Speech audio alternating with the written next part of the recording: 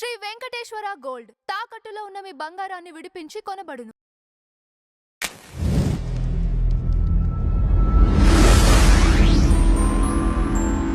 Madam నమస్తే. నమస్తే అండి. మేడం ప్యారడైజ్ మూవీలో ఒక సాంగ్ రిలీజ్ అవ్వటం, దానిలో నాని లుక్స్ అలానే అతని డాన్స్ వైరల్ అవ్వటం చూస్తున్నాం. అలానే అతని చేతి పైన ఉన్న టాటూ కూడా విమర్శిస్తున్నారు. ఎందుకంటే మొన్న చంద్రహాస్ చేసిన పనికి స్టేజ్ పైన అట్లాంటి పాటలు పాడటం అనేది అందరూ వ్యతిరేకించారు. మరి సినిమాలో ఇలాంటి డైరెక్ట్గా టాటూలు అలా వేయించుకోవటం సబబే అంటారా?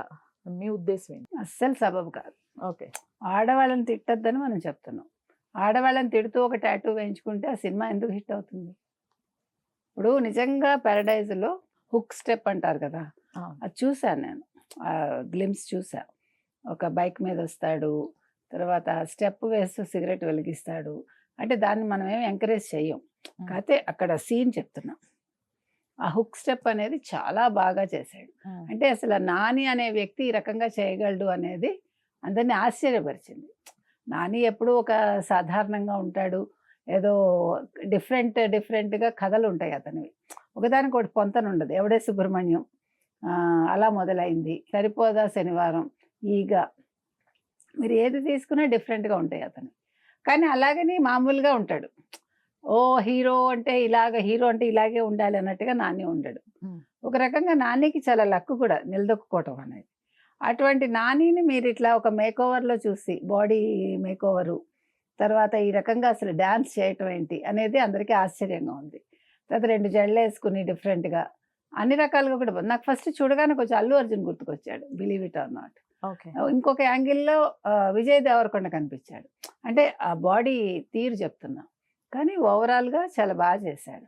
అయితే దీని మీద కొంతమంది ఫ్యాన్స్, వేరే హీరోల ఫ్యాన్స్ ఫీల్ అవుతున్నారు. అంటే హుక్ స్టెప్ అనేది ఫలానా కుటుంబానికే ఉండాలని. కానీ కళ అనేది అందరిది. వాట్ వీఆర్ సేయింగ్ ఈజ్ మీరు అందరూ కూడా ఎంజాయ్ చేయండి. ఇప్పుడు చిరంజీవితో ఎవరిని పోల్చలేం మనం. ఆయన డ్యాన్స్ చాలా బాగా చేస్తారు. ఇప్పుడు కూడా మొన్న మనశంకర వరప్రసాద్లో కూడా ఎంత బాగా చేశారు. అంటే ఆ ఈజ్ అనేది అలాగే ఉంది ఆయన బాడీలో, ఇక్కడ వయసు కనిపించట్లే. రెండోది రామ్ చరణ్. ఇప్పుడు junior NTR you cannot compare. ఎవరి డ్యాన్స్ విధానం వాళ్ళదే.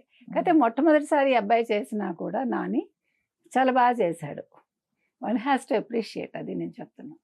అంతే తప్ప మీరు ఇలా చేయకూడదు, అలా చేయకూడదు, ఇది వాళ్ళే చేయాలి, అంత సంకుచితత్వం అక్కర్లా, నేను చెప్తున్నది అది.